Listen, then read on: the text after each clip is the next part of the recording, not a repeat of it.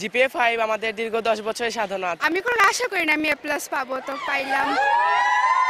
বাঁধ ভাঙা উচ্ছ্বাস আর উল্লাসে শিক্ষার্থীরা, কষ্টের ফল হাতে পেয়ে আকাশ ছোঁয়া আনন্দে মাতোয়ারা শিক্ষার্থীরা।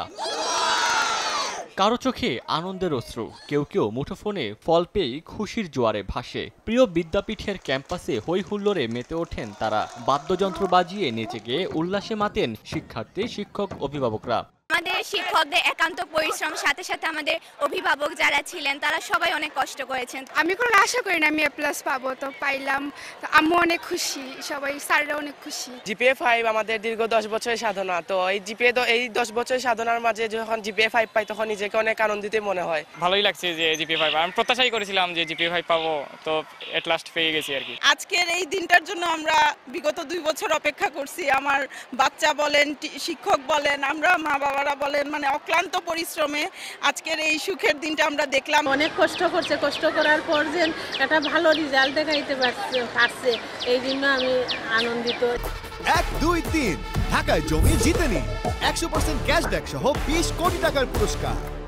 এবছর ময়মনসিংহ শিক্ষা বোর্ডে পাশের হার 85 ও জিপিএ 5 পেয়েছে 13,176 জন। আর সিলেট শিক্ষা বোর্ডে পাশের হার 73.35% ও জিপিএ 5 পেয়েছে 5,471 জন। সিলেটে অন্য বোর্ডের তুলনায় ফল সর্বনিম্ন হওয়ায় হতাশ শিক্ষার্থীরাও।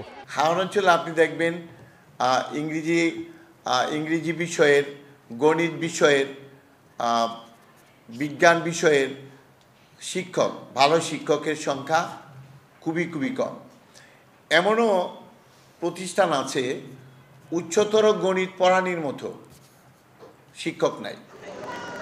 সারা দেশে 20 লাখেরও বেশি শিক্ষার্থী এবারের এসএসসি পরীক্ষায় অংশ নেয়। গত 15 ফেব্রুয়ারি এসএসসি ও সমমান পরীক্ষা শুরু হয়ে শেষ হয় 12 মার্চ। ওমর ফারুক, সময় সংবাদ।